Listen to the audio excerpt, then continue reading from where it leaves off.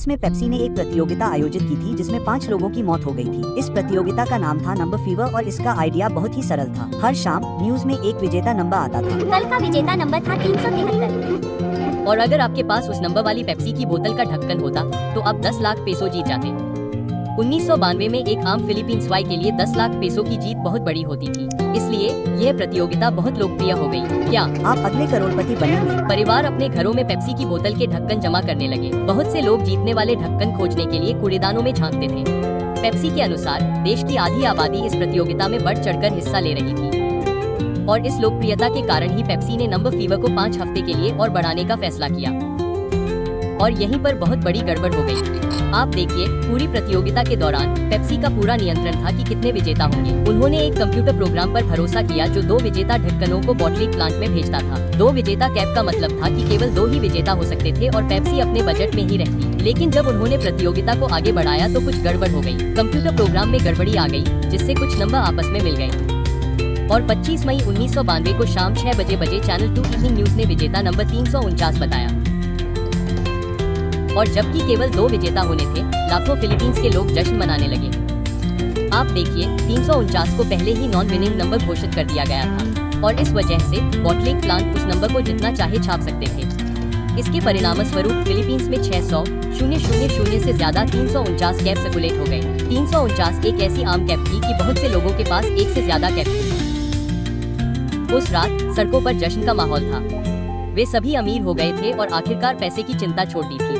सैकड़ों लोग अपनी विजेता कैप के साथ पेप्सी फैक्ट्री की ओर दौड़ पड़े। जल्द ही उसे बंद करना पड़ा और पुलिस को तैनात कर दिया गया। कंपनी को जल्द ही एहसास हो गया कि उन्होंने बहुत बड़ी गलती कर दी है। पेप्सी के अधिकारियों ने आधी रात को एक मीटिंग की और इसका हल निकालने की कोशिश की। हर विजेता को सम्मानित करने में उन्हें अरबों डॉलर खर्च करने पड़ते, इसलिए उन्होंने इसका दोष कंप्यूटर पर मढ़ दिया और हर विजेता को 500 पेसो देने की पेशकश की। 500 पेसो की कीमत सिर्फ $18 होती है।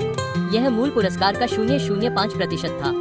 कुछ लोगों ने इस पेशकश को स्वीकार कर लिया, लेकिन अधिकांश ने मना कर दिया और भी नाराज हो गए। उन्हें कंप्यूटर की गलती से कोई फर्क नहीं पड़ा।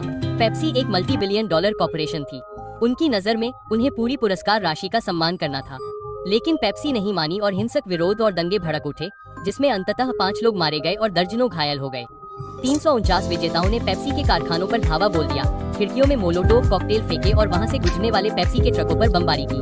अगले साल क्रोधित भीड़ ने पेप्सी से लड़ने के लिए और अधिक संगठित तरीका अपनाया। कोलिशन 349 विजेताओं का एक समूह था जिसने कंपनी के खिलाफ कानूनी कार्रवाई की। उन्होंने डेल फिएरो नाम के एक स्थानीय प्रचारक को अपना नेता चुना। उसने पेप्सी पर $400 मिलियन से ज्यादा का मुकदमा चलाने के लिए 8,349 से ज्यादा विजेताओं को इकट्ठा किया। जिस समय कहानी में एक नया मोड़ आया। पुराने अखबारों की सुर्खियां बताती थी कि पेप्सी किसी तरह अपने ही ट्रकों पर बमबारी के लिए जिम्मेदार थी। ये सुर्खियां एक पुलिस अधिकारी की गवाही पर आधारित थी। उसने आरोप लगाया कि कोलिशन 349 को आतंकवादी साबित करने और अदालत में उनकी स्थिति को नुकसान पहुंचाने के लिए पेप्सी ने इन समूहों में घुसपैठ करने और दंगे करवाने के लिए भाड़े के लोगों को काम पर रखा। लोगों के और भी बयान सामने आए जिसमें दावा किया गया कि पेप्सी ने उन्हें परेशानी और उत्पात बचाने के लिए पैसे दिए थे। पेप्सी के एक वकील ने तुरंत इन आरोपों से इनकार कर दिया और बस यहीं पर मामला खत्म हो गया। 1993 में अदालत ने आखिरकार पेप्सी के 9 अधिकारियों के खिलाफ गिरफ्तारी वारंट जारी किया। कोलिशन 349 के लिए यह एक बड़ी जीत थी, लेकिन दुर्भाग्य से यह उनकी आखिरी जीत थी। इसके बाद के महीनों में लगभग सभी दीवानी मुकदमे और आपराधिक शिकायतें अदालत से बाहर कर दी गयी और 2006 में अदालत ने आधिकारिक तौर पर बचे हुए सभी अदालती मामलों को बंद कर दिया। उन्होंने पाया कि नंबर फीवर आपदा में पेप्सी की कोई लापरवाही नहीं थी। जब सब कुछ कहा और किया गया तो पेप्सी को केवल 150,000 पेसो का एक छोटा सा जुर्माना भरना पड़ा। नंबर फीवर का सामना करने वाले कई फिलीपींस वाई आज भी सदमे में हैं।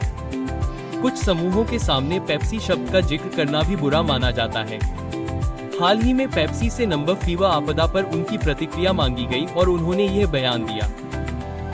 यह घटना लगभग 30 साल पहले हुई थी और इस कार्यक्रम से परिचित कोई भी अधिकारी अब पेप्सिको में नहीं है। फिलीपींस के लोगों को हमारी गलती से हुई किसी भी पीड़ा और परेशानी के लिए हमें गहरा खेद है।